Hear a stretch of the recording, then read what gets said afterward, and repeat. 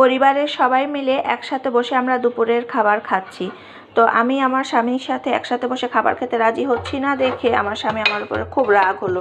তার কারণ হচ্ছে ওখানে তো শুধু আমার স্বামী নেই, আমার স্বামী ছাড়া আমার ভাসুর আছে, আমার পরিবারের অন্যান্য ছেলে সদস্যরাও আছে। আমি পর্দা করি, এই জন্য আমি চাই না যে আমি নন মাহরম কোনো মানুষের সামনে যাই।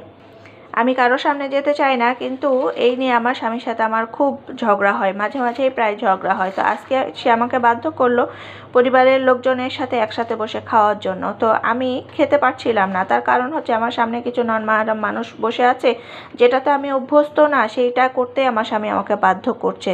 তো আমি হঠাৎ করে খাবার ছেড়ে দিয়ে উঠে চলে আসলাম। তার কারণ হচ্ছে আমার একদমই খাবার পেটের মধ্যে ঢুকছিল না। ছোটবেলা থেকে আমি যে পরিবেশে মানুষ হয়েছি, আমার পরিবার আমাকে যেভাবে শিক্ষা দিয়েছে তার বিরোধিতা করতে বলছে আমার স্বামী। আমি তো পর্দা করি, আমার স্বামী তো উচিত আমি পর্দা করি সেটাকে তার মেনটেন করা। কারণ হচ্ছে যে তার ওয়াইফ পর্দা করবে, এটা কিন্তু মেনটেন করা আমার স্বামীর জন্য ফরজ কাজ ছিল, কিন্তু আমার স্বামী কিন্তু সে কাজটা করেনি, বরং সে আমাকে বাধ্য করছে আমি যেন পর্দাটা ছেড়ে তার পরিবারের সাথে সময় কাটাই।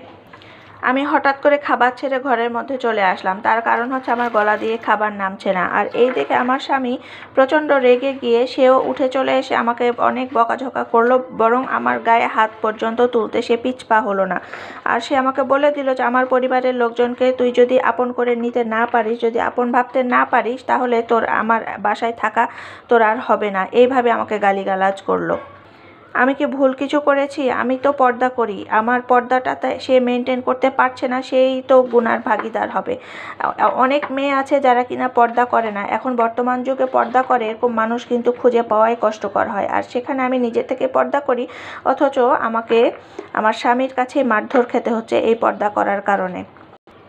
এখন আমি কি করব? আমার করণীয় কি? আমার কি স্বামীর কথা মেনে নিয়ে তার পরিবারের লোকজনের সামনে, নন মাহরম মানুষের সামনে চলাফেরা করা উচিত, নাকি আমার স্বামী আমাকে বলেছে আমার বাবার বাড়ি পাঠিয়ে দিবে, আমার সাথে আর তার নাকি সংসার করা হবে না, নাকি তার এই ধরনের প্রস্তাব মেনে নেওয়া উচিত?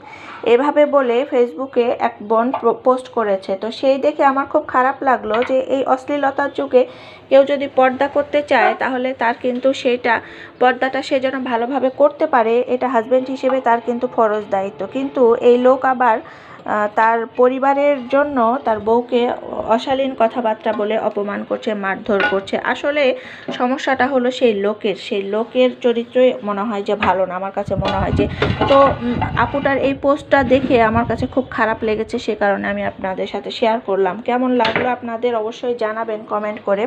কিন্তু আমি বলবো যে আপুটার স্বামীর কথা মেনে নেওয়া উচিত, এবং স্বামীকে মানে হুট করে স্বামীর ঘর না ছেড়ে দিয়ে স্বামীটাকে ভালোভাবে বোঝানো উচিত। তার কারণ হচ্ছে মেয়ে মানুষ যখন স্বামীর ঘর ছেড়ে বাবার বাড়িতে গিয়ে উঠবে, তখন কিন্তু সে বুঝতে পারবে যে আসলে তার পাশে কেউ থাকবে না। তো স্বামীকে বোঝানো উচিত যে পর্দা করাটা মেয়েদের জন্য ফরজ, এবং সেটা রক্ষা করাটাও কিন্তু তার স্বামী হিসেবে তার জন্য ফরজ। এভাবে বুঝিয়ে সুঝিয়ে হলেও স্বামীর ঘর ত্যাগ না করাই উচিত।